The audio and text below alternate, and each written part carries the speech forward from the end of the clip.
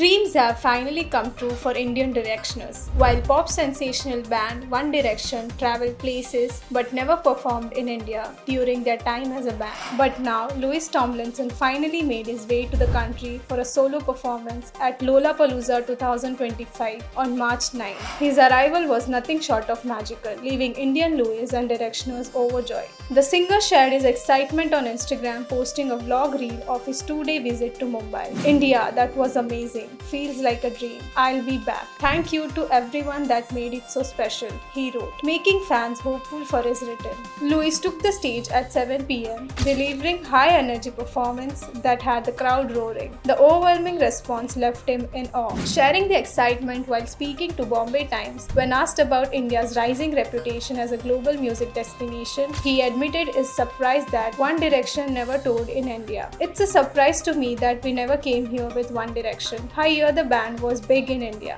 It was a missed opportunity for us. Although, as you said, it is more common now with the likes of Ed Sheeran and Coldplay coming here. I feel lucky because it's the right time to play in India. The biggest highlight was Louis hinting at a full-fledged tour in India. My mission is absolutely to nail the show and hopefully be able to come back and do my own tour here.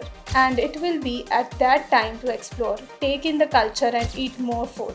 His set list featured solo hits like The Greatest, Waltz, Back to You and Silver Tongues. But the nostalgia peaked when he performed Where Do Broken Hearts Go, Drag Me Down and Night Changes. Indian fans now already eagerly await, as he promised for a return.